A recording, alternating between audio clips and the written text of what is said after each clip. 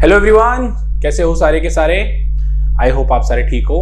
I wish आप सारे तंदुरुस्त रहे। सो गाइज, आज की क्लास में जैसा कि आपको बोर्ड पे नजर आ रहा है, मैंने एक टॉपिक लिखा है रैंक ऑफ मैट्रिक्स। आज हम इसे शुरू करेंगे और काफी हद तक खत्म भी करने की कोशिश करेंगे। रैंक ऑफ मैट्रिक्स वैसे एक अंडर ग्रेजुएट और पोस्ट ग्रेजुएट के लेवल का टॉपिक है, चाहे इकोनॉमिक्स ऑनर्स हो, एमए इकोनॉमिक्स हो, मैथमेटिक्स ऑनर्स हो, स्टैटिस्टिक्स ऑनर्स हो, मतलब हर जगह ये टॉपिक काफी यूज होता है, बहुत ज्यादा यूज होता है। काफी लोग इस टॉपिक को ऑब्वियसली प्रॉपर तरीके से बुकिश लैंग्वेज के थ्रू पढ़ना पसंद करते हैं, गिने चुने क्वेश्चन से इसको समझना शुरू करते हैं, बट मैं इस टॉपिक को थोड़ा सा तोड़ मरोड़ के थोड़ा इंटरेस्टिंग बना के पढ़ाने में ज्यादा बिलीव करता हूँ। सो आई होप बहुत ही छोटा सा वीडियो रहेगा जिस पर रैंक ऑफ मैट्रिक्स आपको पूरा समझाया जाएगा, रैंक ऑफ मैट्रिक्स के सवाल कराए जाएंगे। एंड बिलीव मी, आज की क्लास देखने के बाद आप कोई भी सवाल उठा लो रैंक ऑफ मैट्रिक्स का, आप सारे जरूर छक्का मारोगे। ठीक है, स्टार्ट करें रैंक ऑफ मैट्रिक्स। ओके, वैसे जो इसकी general definition most of the books use करती हैं रैंक ऑफ मैट्रिक्स की, वो होती है नंबर ऑफ इंडिपेंडेंट कॉलम और रोज। नंबर ऑफ इंडिपेंडेंट कॉलम और रोज मतलब जितनी नंबर ऑफ इंडिपेंडेंट, मतलब जितने इंडिपेंडेंट कॉलम होंगे या जितनी इंडिपेंडेंट रोज होंगी किसी मैट्रिक्स में, उसको रैंक ऑफ मैट्रिक्स कहा जाएगा। अब आप में से काफी बच्चों ने वेक्टर्स का इंडिपेंडेंसी का तरीका या बेसिकली इंडिपेंडेंट कॉलम का इंडिपेंडेंट रोज का तरीका नहीं सीखा है, प्लस इंडिपेंडेंसी का कंसेप्ट आप लोगों ने मैट्रिक्स में अभी तक पढ़ा भी नहीं है। ठीक है, तो अभी मैं उस कंसेप्ट से थोड़ा सा हटके रैंक को और डिफरेंट तरीके से पढ़ाने में ज्यादा बिलीव करूंगा, जिसमें आप लोगों को मजा आएगा। मैं फिर भी ये वर्डिंग डिपेंडेंसी और इंडिपेंडेंसी मैं लेके चलूंगा पक्का। ठीक है, बुक में भी उसी लेवल पे लेके चली गई है। ठीक है, बट फिर भी मैं थोड़ा सा रैंक को मैट्रिक्स को समझाने के लिए और अच्छे और कुछ एक नई डेफिनेशन लूंगा जो किसी किताब में नहीं है। आई होप काफी टीचर्स देखेंगे तो बुरा ही मान जाएंगे, ये क्या कर रहा है ये, हाँ ऐसे क्यों पढ़ा रहा है, ऐसे पढ़ाना चाहिए। ठीक है भाई, सबका अपना अलग अलग तरीका है, ऐसा कुछ नहीं है जो तरीका मैं यूज कर रहा हूँ ये गलत है, ऐसा कुछ नहीं है, नॉट लाइक दैट। ठीक है, पूरी तरह अप्रूव है, ISI मार्क है, ऐसा कोई दिक्कत नहीं है। Okay, so number of independent rows and column ये बहुत ही बुकिश लैंग्वेज में यूज होता है रैंक ऑफ मैट्रिक्स के लिए। अब मैं एक छोटा सा और इसमें डेफिनेशन यूज करता हूं। क्या? It is a number associated with matrix that indicate which order inverse exist। मान लो एक मैट्रिक्स A है, ठीक है, एक मैट्रिक्स A है। अगर मैट्रिक्स A की रैंक 2 है तो इसका मतलब है इसमें 2/2 का इनवर्स एग्जिस्ट करेगा। और ऐसे ही बोल सकते हैं इसमें 2 इंडिपेंडेंट कॉलम होंगे या 2 इंडिपेंडेंट रोज होंगे। फाइन। और भी कुछ कुछ किताबें इसको ऐसे लिखते हैं number of minimum independent column और रोज। ठीक है, ऐसा नहीं है 4 रोज इंडिपेंडेंट है और एक मैट्रिक्स स्क्वायर मैट्रिक्स नहीं है जिसमें 4 रोज इंडिपेंडेंट है और 3 कॉलम इंडिपेंडेंट है। तो रैंक को हम क्या बोलेंगे? रैंक बोलेंगे जो दोनों में से कम होगा, विच इज 3।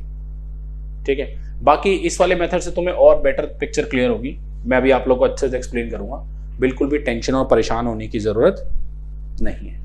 ठीक है, मजा आएगा टॉपिक पढ़ने में ओवरऑल। ठीक है, देखिएगा ध्यान से सारे के सारे।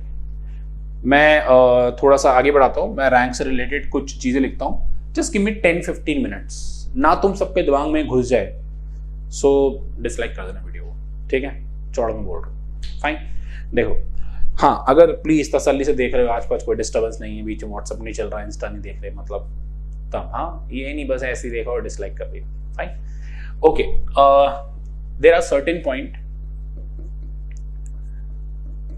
मान लीजिए एक AIJ मैट्रिक्स है, स्क्वायर मैट्रिक्स है n into n, then rank of A is nothing but less than equal to n. मैंने आपको सवालों के साथ ये सारे के सारे क्वेश्चन बेसिकली समझाऊंगा।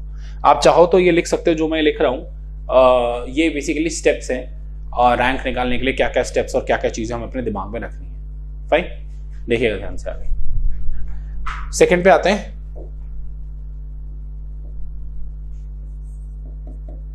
अगर ए एक नॉन स्क्वायर मैट्रिक्स है बेटा m into n, then rank of हो जाएगा less than equal to minimum of curly bracket use करना m कॉम है, जो सबसे कम होगा।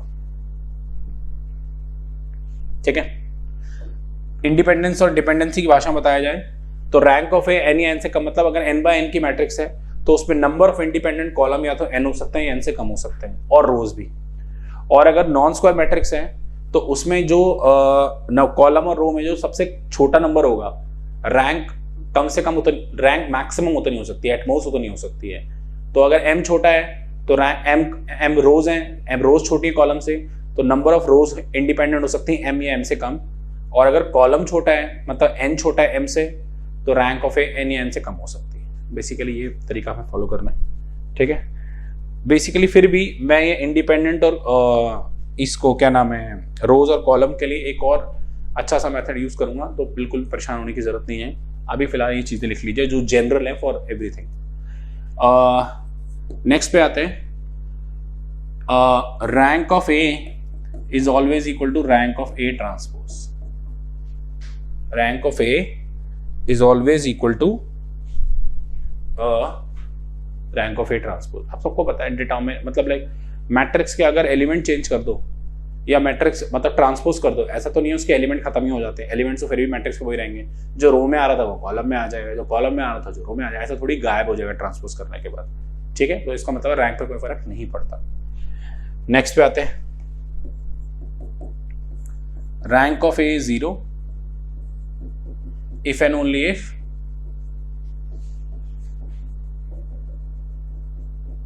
A is a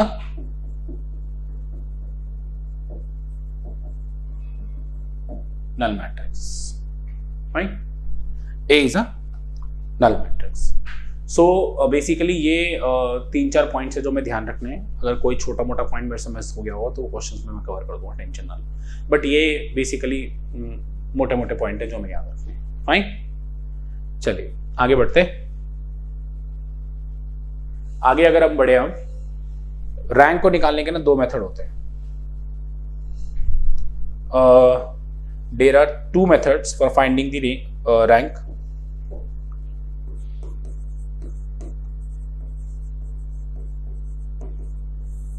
first, determinant method. ठीक है, सेकंड है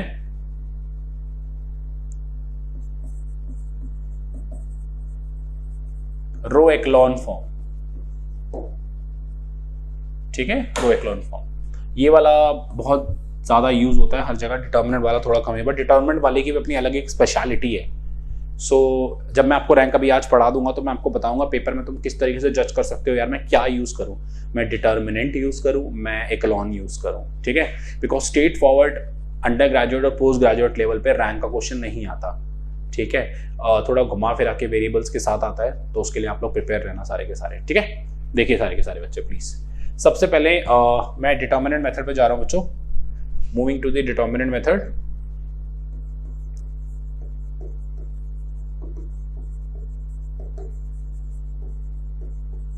determinant method, fine. So in determinant method what happen, please ध्यान देंगे सारे। ओके बच्चों, तो ध्यान से देखिए। डिटर्मिनेंट की पहले परिभाषा means definition, rank of matrix a, r a जिसको बोलते हैं, is the order of largest minor of matrix A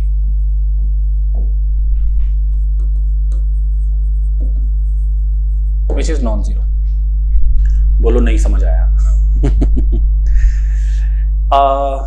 minor cofactor determinant को सॉल्व करना।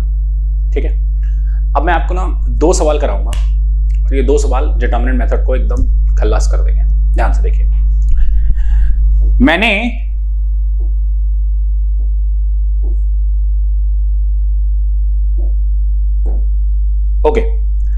एक मैट्रिक्स ली A is equal to let us suppose 1 2 3 9 1 6 3 1 4, इस तरीके से। इसका मैंने ले लिया 3x3 ऑर्डर। पहले मैंने एक स्क्वायर मैट्रिक्स कंसीडर की।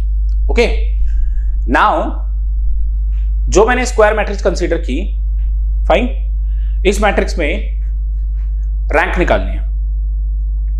अब जो मैंने तुम्हें मिनिमम नंबर ऑफ रोज और मिनिमम नंबर ऑफ कॉलम्स बताया था, ठीक है, वो तब है जब रो और कॉलम में कंपैरिजन के लिए हमें करना हो। वैसे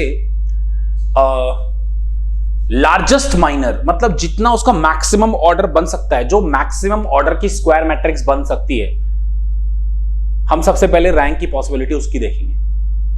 सबसे पहले आप लिख देना इसका ऑर्डर क्या है 3x3, तो लिख देना रैंक जो होगी या तो वो 3 होगी या 3 से कम होगी। ठीक है,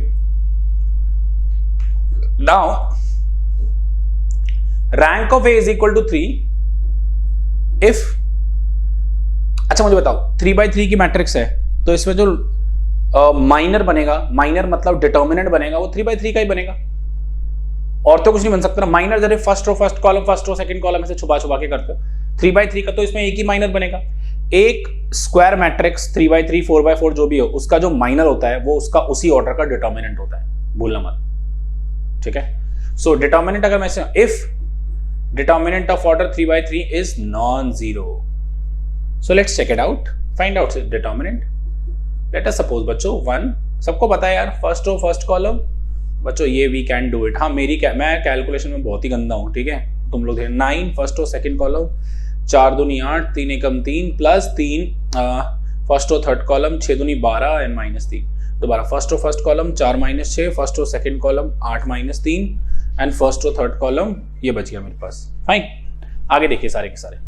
सो when we calculate this, what I am getting, this is -2, 8 में से 3 गए 5, 9 × 5 = 45 एंड 12 में से 3 गए 9, 9 × 3 = 27। ठीक है, 47 में से 27 गए, आई थिंक -20। बच्चों please do the calculation again, मेरी कैलकुलेशन भरोसा मत करना। So this comes non-zero, that means rank of A is 3। काम खत्म। एक खुद बताओ ना, इसका डिटर्मिनेंट non-zero आ गया, 3x3 का डिटर्मिनेंट non-zero आ गया, तो डिटर्मिनेंट non-zero आने का मतलब 3x3 का उस ऑर्डर का इनवर्स एग्जिस्ट करेगा ना। इनवर्स एग्जिस्ट कब करता है, जब मैट्रिक्स नॉन सिंगुलर होती है, मतलब उसका डिटर्मिनेंट non-zero होता है। सो रैंक डिटर्मिनेंट मेथड से तब एग्जिस्ट करेगी जब डिटर्मिनेंट non-zero आएगा। जिस भी ऑर्डर की रैंक का आपका फोकस है, अब मैक्सिमम इसमें कितना ऑर्डर का रैंक बन सकता है 3x3 का, ठीक है, तो इसकी रैंक 3। अच्छा बाई चांस अगर इसका ऑर्डर डिटर्मिनेंट 0 आ जाता तो रैंक क्या होती, तो रैंक को कैसे प्रोसीड करते, please have a look everyone. ठीक है, ध्यान से देखिएगा। मैंने एक दूसरा सवाल लिखा बेटा, A इज इक्वल टू 1 2 3 5 1 6 2 4 6, ये लिखा मैंने। ठीक है, सो नाउ पहले rank of A is 3 if, पहले तो 3x3 कर ले, ठीक है, और rank of A is less than equal to 3 हो जाएगा। फाइन, अब सबसे पहले 3 पे फोकस करते हैं। सो rank of A is 3 if and only if, या इफ भी लिख दो, कोई इशू नहीं अभी के लिए, तो non-zero, but when I am going to solve its determinant 1 6 minus में 24 -5 12 माइनस में 12 +2 12 - 12 अगेन, आई एम सॉरी मैंने कुछ गलती, फर्स्ट रो सेकंड कॉलम 6 दूनी 12 4 × 12, फर्स्ट रो थर्ड कॉलम 6 दूनी 12 3 एकम 3। ठीक है बच्चों, ये -18 बचेगा, ये 0 बचेगा, ये 9 × 2 = 18 बचेगा, ये आ गया 0, काम खत्म। इट मींस अगर 3x3 का ऑर्डर का डिटर्मिनेंट 0 आ रहा है तो रैंक 3 नहीं हो सकती दोस्तों, ये दिमाग में बैठा लो अपने, rank can not be 3, rank 3 नहीं हो सकती। देन तो इस 3x3 मैट्रिक्स में से अगर 3x3 का इनवर्स एग्जिस्ट नहीं कर रहा तो क्या इसमें से 3 से कम 2x2 की मैट्रिक्स निकल सकती है? निकल सकती है। वैसे मैट्रिक्स होता क्या है यार, बताओ मैट्रिक्स होता क्या है? मैट्रिक्स एलिमेंट्स को जोड़ के एक ब्रैकेट में लिखना ही तो होता है। 3x3 नहीं आ रहा तो चलो 2x2 निकाल लो। तो नाउ इन दैट केस अब रैंक 3 नहीं हो सकती, तो रैंक की पॉसिबिलिटी क्या बनेगी? 3 से कम। 3 से कम मतलब 2। So rank of A is equal to 2 if at least one of the minor of order 2x2 is non-zero. At least one of the minor of order 2x2 is non-zero. मतलब कोई भी 2x2 का minor उठा लो, 2x2 का मतलब suppose करो मैंने ना क्यों उठाया 1 2 और 2 4 इसको मिलाया 1 2 2 4, ये तो 0 आ गया, मुझे तो नॉन जीरो चाहिए। अगर एक 2x2 का माइनर 0 आ गया तो इसका मतलब ये नहीं है कि तुम लिख दोगे रैंक 2 नहीं होगी। जब तक सारे 2x2 के माइनर 0 नहीं आ जाएंगे, जब तक सारे के सारे 2x2 के माइनर 0 नहीं आ जाएंगे, तब तक तुम ये नहीं बोल सकते कि रैंक 2 नहीं होगी। ठीक है, एक और माइनर उठा लो 2x2, मान लो ये उठा लो, ऐसी रैंडमली उठा लो यार, 2 3 1 6 6 माइनस 12 माइनस 3 9 नॉन जीरो, बस हेंस रैंक इज 2, खत्म। आप बोलोगे बाकी माइनर, भाई साहब एक ही नॉन जीरो आ गया, स्टॉप हो जाओ, आगे बढ़ाने की जरूरत नहीं है तुम लोगों को। आप कोई बच्चे कहेंगे एक 2x2 के तो बहुत सारे माइनर होंगे इसमें, हाँ बिल्कुल होंगे, तुम्हारा क्लिक है, तुम पहले कौन सा लिख रहे हो। वैसे थोड़ा सा तुम्हें मैथमेटिक्स और बताऊं, देखो परमुटेशन कॉम्बिनेशन से ना तुम पता लगा सकते हो कितने माइनर होंगे, मतलब एक अच्छा इंप्रेशन पड़ता है एग्जामिनर पे। काफी टीचर नहीं मतलब नहीं दिखाते, बट एक बात बताओ, अगर मैं 2x2 के माइनर लूं, number of minor of order 2x2 लूं, अगर माइनर लूं तो क्या बनेंगे? ठीक है फाइन, 2x2 ध्यान से देखिए एवरीवन। सपोज करो कि ये माइनर है, इस माइनर के लिए एक कॉलम हाइड हो रहा है और एक रो हाइड हो रही है। एक कॉलम हाइड कितने रो कॉलम में से हो रहा है? 3 कॉलम में से एक कॉलम हाइड हो रहा है और 3 रोज में से एक रो हाइड हो रही है। जब भी एक कॉलम और एक रो हाइड होगी, जब भी कोई भी एक कॉलम एक रो हाइड होगी, तभी 2x2 का माइनर निकलेगा। सो 3c1 3c1 यानी 9 बनेंगे टोटल। 9 2x2 के माइनर बनेंगे बच्चों, पता है आपको? 9। ठीक है, चलो आई होप क्लियर हो गया हो सबको अच्छे से। आपको कुछ नहीं करना, जैसे ही 3x3 0 मिला 2x2 पे आ गया, जैसे 3x3 नॉन जीरो मिला 2x2 पे आने की जरूरत नहीं है। वैसे भी जो रैंक की परिभाषा होती है लार्जेस्ट ऑर्डर माइनर होता है, तो लार्जेस्ट ऑर्डर माइनर की जब बात करेंगे तो उस मैट्रिक्स में जो भी लार्जेस्ट ऑर्डर माइनर निकल सकता है, ठीक है, मतलब जितने भी मैक्सिमम ऑर्डर का डिटर्मिनेंट निकल सकता है उसे कंसिडर करके विल प्रोसीड। फाइन, आगे देखिए, एक सवाल और कराता हूं। अभी तक मैंने स्क्वायर मैट्रिक्स कंसिडर किया, मैं नॉन स्क्वायर मैट्रिक्स लेता हूं। फाइन, ध्यान से देखेंगे सारे बच्चे। मान लीजिए ये 1 2 3 6 1 9 3 1 2 नहीं 3 1 12 -1 1 2, ठीक है। इसका ऑर्डर क्या है? 3 रोज 4 कॉलम। अब भाई डिटर्मिनेंट मेथड से इसकी रैंक निकालनी है। सो लार्जेस्ट ऑर्डर माइनर की जब बात की जाएंगे तो 3/4 का तो कोई डिटर्मिनेंट होता ही नहीं है। फाइन, तो इसमें largest order minor, largest order determinant सबसे पहले किसका निकल सकता है? 3/3 का या 4/4 का? बिट ऑब्वियस 3/3 का। 4/4 कहां से लाएंगे? 3/4 में से 4/4 नहीं निकाल सकते, बट 3/4 में से 3/3 जरूर निकाल सकते हैं। तो इसलिए इसकी रैंक की जो पॉसिबिलिटी बनेगी बच्चों, वो बनेगी less than equal to minimum of, तो ये मिनिमम हम ज्यादातर इसके लिए यूज करते हैं, ठीक है। सॉरी दिस, ठीक है। सो रैंक की शुरुआत होगी 3 से। अब बट 3/3 का माइनर इसमें एक नहीं है, बहुत सारे हो सकते हैं। देखो एक ये बन सकता है 3/3, एक ये बन सकता है 3/3, बहुत सारे बन सकते हैं। सो सबसे पहले rank of A is equal to 3 if minor of order 3/3 at least one of the minor, ये भाषा जरूर लिखनी है।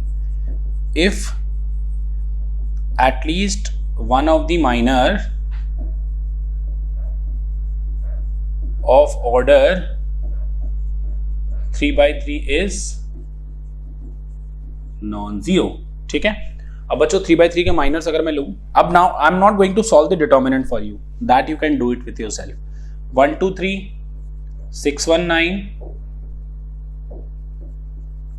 एंड 3 1 12। ठीक है, दूसरा 1 2 3 6 1 9 -1 1 2। नेक्स्ट 1 2 3 3 1 12 -1 1 2। नेक्स्ट 6 1 9 3 1 12 -1 1 2। ठीक है, 4 बन गए। अब अगर मान लो पहला जीरो आ गया, दूसरा नॉन जीरो आ गया, तो आगे मतलब आगे के दो लिखने की जरूरत ही नहीं है, मैंने तो भी चारों एक साथ लिख दिया। तुम पहले पहला लिखना, सॉल्व करना। अगर वही नॉन जीरो आ गया तो आगे बढ़ने की जरूरत ही नहीं है, क्लियरली लिख दोगे रैंक 3 आ गया। दूसरा पहला जीरो आ गया, दूसरा आपने निकाला, दूसरा भी नॉन जीरो आ गया, तो तीसरा चौथा लिखने की जरूरत नहीं है। और दूसरा अगर नॉन जीरो आ गया तो आई होप क्लियर होगा। और अगर चारों जीरो आ गए तो इसका मतलब रैंक 3 नहीं होगी, तब 2/2 पे जाएंगे। तब 2/2 के लिए फिर से 2/2 उठाएंगे। अच्छा, इसमें अगर चेक करना हो नंबर ऑफ माइनर ऑफ 3/3 कितने बनेंगे, तो 3/3 के लिए एक मान लो ये 3/3 उठाया तो एक कॉलम हाइड हो रहा है बस 4 कॉलम में से, तो 4। सो अगर आपसे इससे पहले आप लिखना चाहो how many minors can be exist of 3/3, then answer would be 4C1 4, क्योंकि 3/3 का ऑर्डर तब बच रहा है जब एक पूरा कॉलम हाइड हो रहा है। तो 4 में से एक कॉलम सेलेक्ट करेंगे तो 3/3 के हमें वो मिल जाएंगे। ऐसे 2/2 के लिए ये परमुटेशन कॉम्बिनेशन है। 2/2 के लिए मान लो ये 2/2 है, 2/2 के लिए 2 कॉलम हाइड हो रहे हैं और एक रो हाइड हो रही है। सो 2 कॉलम हाइड होंगे और एक रो हाइड होगी, तो 18 बनेगा। ये number of minor of order 2/2 बनेंगे 18 18। ठीक है, आई होप डिटर्मिनेंट मेथड आप सबको अच्छे से क्लियर हो गया हो। 2-4 सवाल खुद ट्राई करो और अच्छे से, तो बेटर पिक्चर क्लियर हो जाएगी। अब मैं दूसरे मेथड में मूव करता हूँ, रो एक्लॉन फॉर्म पे। ठीक है, ओके बच्चों, आगे बढ़ते हैं हम सेकंड मेथड पे, रैंक के।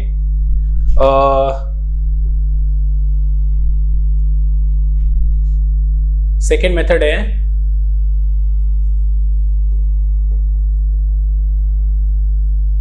रो एक्लॉन फॉर्म।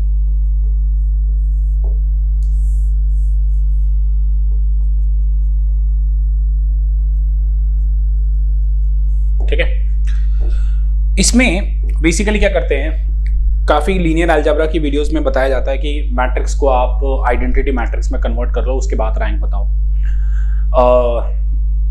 ऑपरेशंस यूज करके।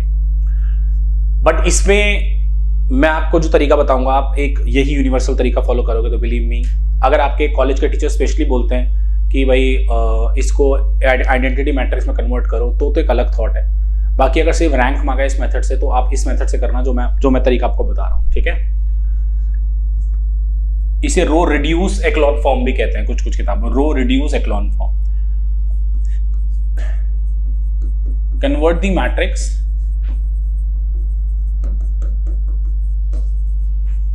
in upper triangular form, then number of non-zero row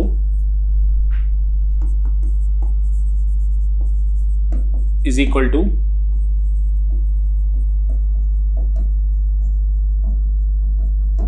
rank of matrix. मैंने लास्ट मोमेंट पे आपको डिपेंडेंसी इंडिपेंडेंसी भी समझा दूंगा, ठीक है, बट अभी मैं रैंक निकालना आपको सिखा रहा हूँ। मोस्ट ऑफ द बुक्स में यही मेथड्स यूज होते हैं जो मैं आप लोगों के सामने यूज कर रहा हूँ। सो अपर ट्रायंगुलर मैट्रिक्स क्या होती है? अपर ट्रायंगुलर मैट्रिक्स क्या होती है? अगर आपके पास एक AIJ मैट्रिक्स है, ठीक है, जिस भी ऑर्डर की, तो अपर ट्रायंगुलर मैट्रिक्स वो होती है जिसमें AIJ 0 होता है for all I greater than J। जहां पे I J से बड़ा होगा उन एलिमेंट को 0, अगर वो एलिमेंट 0 होंगे तो उस मैट्रिक्स को अपर ट्रायंगुलर फॉर्म बोलेंगे। अगर कोई मैट्रिक्स अपर ट्रायंगुलर फॉर्म में नहीं है तो रो एक्लॉन फॉर्म के लिए हम मैट्रिक्स को पहले अपर ट्रायंगुलर फॉर्म में कन्वर्ट करेंगे और उसके बाद प्रोसीड करेंगे। ठीक है, देखिए कैसे, प्लीज हैव अ लुक। एक छोटा सा सवाल लेते हैं, ठीक है।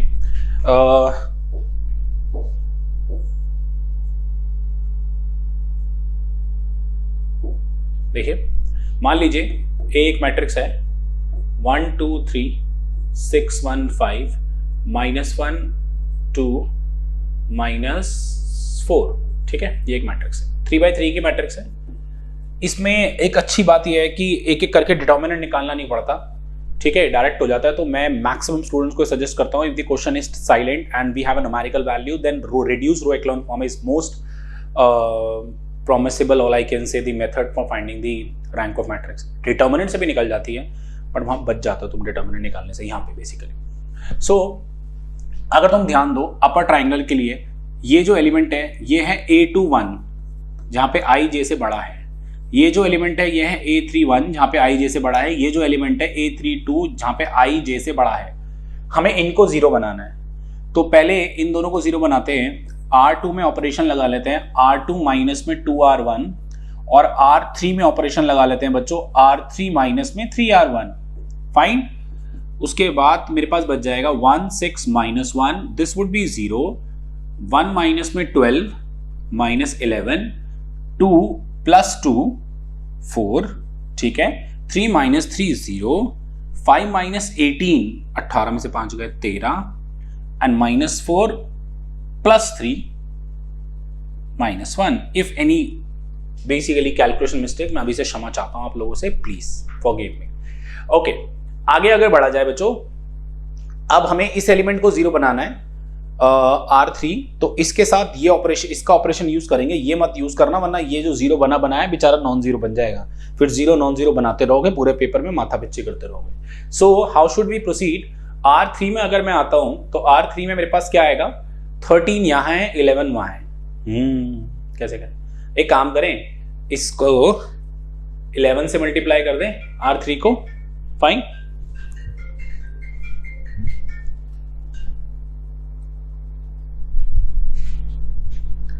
R3 को 11 से मल्टीप्लाई कर दें और R2 को 13 से मल्टीप्लाई करके माइनस कर दें, है ना। अगर ये 11 से मल्टीप्लाई होगा 13 से होगा और दोनों को माइनस किया जाएगा तो 0 बन जाएगा।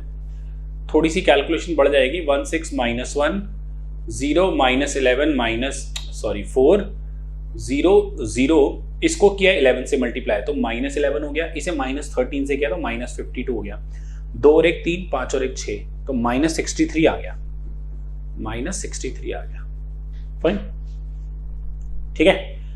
अब ध्यान से मेरी बात सुनना, अपर ट्रायंगुलर तो एक बहाना है, अपर ट्रायंगुलर बनाने के बाद जिन रोज में जीरो बने अगर उसमें और जीरोस बन सकते हैं without affecting the other zero, और मैट्रिक्स का नक्शा बदल सकता है तो जीरो बनाओ। आई टेल यू मैं क्या कहना चाह रहा हूं। अगर सपोज करो जिन रोज में जीरो बने, अगर मैं इसको जीरो बनाना चाहूंगा इसकी मदद से तो बन जाएगा, बट ये वाला जीरो डिस्टर्ब हो जाएगा। इसकी मदद से तो जीरो बन ही नहीं सकता है, तो जीरो ही। इसको इसकी मदद से जीरो बनाना चाहूंगा, इसको इसकी मदद से जीरो बनाना चाहूंगा तो डेफिनेटली ये जीरो बन जाएगा। फिर ये ऐसी कैसी रहेगा, ये भी ऐसी कैसे, फिर ये जीरो बन सकता है इसकी मदद से, बट क्या इसके जीरो बनने से पूरी रो जीरो हो जाएगी क्या? नहीं, तो इसको यूज नहीं करेंगे। अगर जिनमें जीरोस बने हैं उनमें और जीरो बन सकते हैं without affecting the other zero, और वो पूरी रो अगर जीरो बन जाए तो ही जीरो बनाना, वरना मत बनाना। माइनस 63 इसकी मदद से जीरो बन सकता है, बट ये वाला जीरो डिस्टर्ब हो जाएगा। तो इसका मतलब है आफ्टर, देखो after converting the matrix into the upper triangular form, अब there is no possibility of making the मतलब मेकिंग जीरो, सो दैट मतलब either of the rows is zero, कोई भी एक रो जीरो बन जाए, तो इसका मतलब अब कोई पॉसिबिलिटी नहीं है। सो अब number of non zero rose count करो। नॉन जीरो रोज वो रोज होती है जिसमें at least one of the element is non zero. तो बच्चों ये तो नॉन जीरो रो है, ये भी नॉन जीरो रो है, ये भी नॉन जीरो रो है, तो जो रैंक ऑफ ए हो गई वो हो गई 3, as simple as that. Rank of a जो हो गई वो हो गई 3, ठीक है। फाइन, आई होप क्लियर हो गया सब। एक और करते हैं सवाल तो और बेटर पिक्चर क्लियर होगी। देखिए 1 2 3 1 1 2 2 4 6, ठीक है। अगेन बनाता हूँ सेम ऑपरेशन। अभी मैंने थोड़ा आसान सा सवाल लिया, बट ठीक है, it's just a calculation matter, you guys can do it. R3 minus 3R1, सो आपके पास 1 1 2 0 1 minus 2 minus 1 4 minus 4 0 3 minus this 2 minus 3 minus 1 and 6 minus 6 0। ठीक है, अब इसको 0 बनाते हैं तो इसमें इसको प्लस कर ले या माइनस करें। R3 में R3 माइनस R2 कर दो,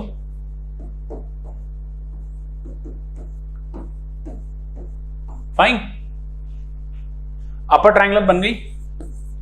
उसके अलावा ये 0 और आ गया। अब ये 0 बन सकता है इसकी मदद से, बट बाकी 0 हिल जाएंगे। तो बस अब खत्म करो। How many non zero row we have? 1 2, तो रैंक ऑफ ए हो गई 2। वैसे भी खुद एक थोड़ा दिमाग लगाओ, मान लो एक पूरी रो 0 हो जाए तो क्या 3/3 का डिटर्मिनेंट नॉन जीरो आ सकता है? अगर किसी भी पर्टिकुलर मैट्रिक्स में इधर अ रो और अ कॉलम इज टोटली 0 तो उसका डिटर्मिनेंट तो 0 आएगा भाई साहब। तो 3/3 की मैट्रिक्स तो सॉल्व भी नहीं हो पाएगी, 0 आ जाएगा मतलब बेसिकली। तो इसका रैंक 3 से कम होगी।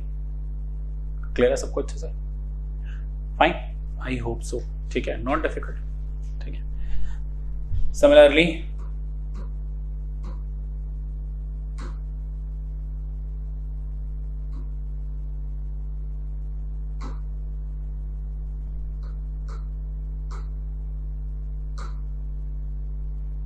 अब जैसे ये वाला सवाल था,